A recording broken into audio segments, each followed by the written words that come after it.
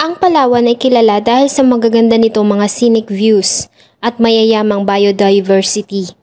Kasama na dito ang bayan ng Nara, Palawan o ang rice granary ng Palawan dahil sa ito ang main producer ng bigas sa probinsya. Tahanan din ito ng endemic na Philippine red-vented cockatoo at iba pang mga rare animal species na siyang naging dahilan para i-declared ang isa sa mga isla na nasasakupan nito, ang Rasa Island, bilang wildlife sanctuary. Kilala din ang Nara, Palawan sa magagandang tourist destination tulad ng Arena Island, Estrella Falls, Mount Victoria, at ganun din ang kanilang ginaganap na Paloy Festival o Anihan Festival tuwing buwan ng Oktubre. Ngunit taong 2004 ay isang pangyayari ang naging dahilan sa pagbagsak ng turismo sa Nara, Palawan. Babala, ang mga susunod po na detalye ay naglalaman ng mga lubhang sensitibong mga paksa. At kung kayo po ay kumakain o mahina ang sikmura, ay mas mabuti po na wag nang magpatuloy. Ang kwento po na aking tatalakayin ay ang kakaibang kaso ng pagpatay na binansagan nilang the wedding cannibalism sa Palawan. Bago ko po simulan ang ating story, sa mga bago po sa channel ko, please hit the subscribe button at pakipindot na rin po ang ating notification bell para ma-notify kayo sa mga bago nating upload na videos. Isa sa mga lumang tradisyon ng kasalan sa ating bansa ay ang sinasagawang sayawan sa gabi bago ang kasal, kung saan ay masayang nagdiriwang ang mga bisita at sumasayaw sa kanilang mga nais na musika sa loob ng isang bulwagan na prepare ng pamilya ng ikakasal. At sa nasabi ding okasyon ay may mga pagkakataon na ang mga bisitang kalalakihan ay sinasayaw ang ikakasal.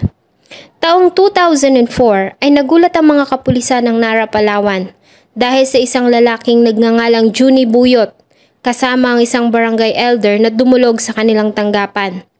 Lahat sila ay talaga namang kinilabutan sa mga naging revelasyon nito tungkol sa isang krimen.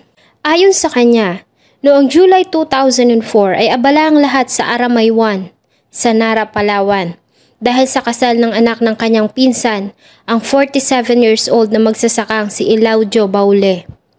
At habang ginagawa ang wedding dance, ay aksidenteng nahawakan ng 25 years old na si Benji Ganay ang puweta ng bride-to-be na siyang kinagalit ni Elaudio Baule.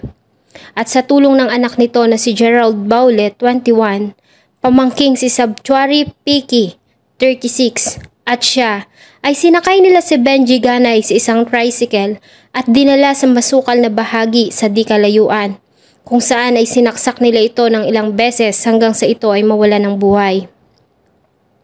Nagsimula silang hati-hatiin ang katawan nito at binuhusan ng gas ang mga kinolekta nilang palapa ng nyog bago ito inapuyan. Nilagay nila ang katawan ni Benji Ganay sa apoy hanggang sa ito ay masunog. Matapos noon ay hiniwa ni Elaudio Baule ang tainga ni Ganay at dila bago ito ay kinain.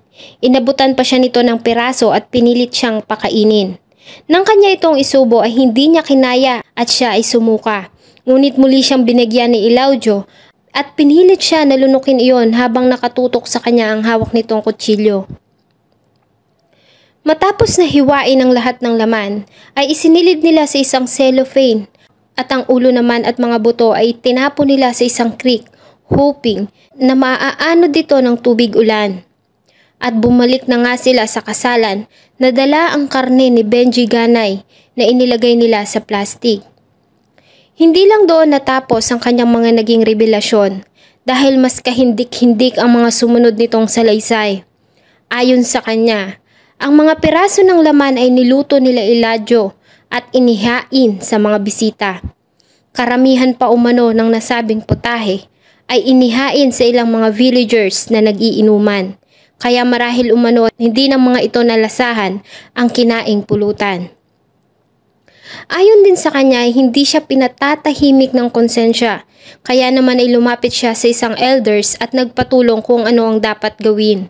At sinamahan nga siya nito sa kapulisan para sumuko. Dahil nga sa sobrang extreme ng ginawang accusation ni Juni Buyot, ay agad silang nagtungo sa area kung saan nito sinabi na tinapon nila ang mga buto ng biktima. Makalipas ang 2 araw na paghahanap, ay natagpuan nila ang mga sunog na buto, damit at buhok na sinasabing remains ni Benji Ganay na napag-alaman din nila na nawawala mula nang dumalo ito sa nasabing kasiyahan. Dahil dito ay agad nilang inaresto si Elijah Baule, ang anak nito na si Gerald Baule at Sabchore Piki ng grupo ni Police Chief and Senior Inspector Perla Bacuel. Tumanggi naman ang mga ito na sa nasabing paratang at tinakpan ng kanilang mga mukha ng kanilang mga kamay habang nasa loob ng selda at kinukuhanan ng larawan ng mga media. Ayon kay Police Senior Inspector Perla Bacuel, ay ito ang kauna-unahang pagkakataon na nagkaroon ng ganitong kaso sa nasabing bayan. At kung bakit nagawa ng mga ito ang ganun ka-extreme na krimen, bilang paghihiganti sa isa lamang umanong minor na dahilan ay hindi rin nila alam, maliban sa ang mga ito ay nakainom ng alak nang gawin nila ang pagpatay. Ang nasabing pangyayari ay agad na nakakuha ng atensyon ng international media dahil sa bizarre nature nito. Dahil dito ay naapektuhan ang turismo ng Nara, Palawan dahil sa ang kanilang mga tao ay kinatakutan at tinawag pa ng mga cannibals. Ayon kay noon ay mayor ng Nara, Palawan na si Mayor Lisena de Mala ay pilit niyang pinapaintindi sa publiko na ito ay isang isolated na kaso at wala din kahit na anong iba pang kaso ng karahasan sa kanilang lugar. Nagreklamo din ang Nara Tourism Officer na si Reynaldo de la Rosa dahil ayon sa kanya ay hindi sana umano malalaman ng karamihan ang tungkol sa nasabing pangyayari kung hindi dahil sa media reporting.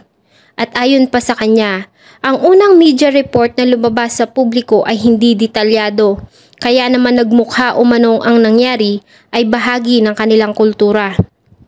Ayon pa sa kanya, ang mga tourist resorts sa Nara, Palawan ay patuloy pa ring nagsasuffer dahil sa epekto ng nasabing kaso.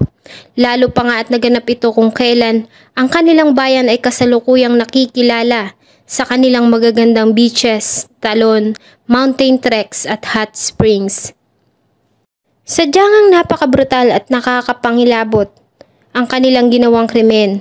Ngunit ito hindi nagsasabi na ang mga tao sa Nara, Palawan ay kumakain ng tao.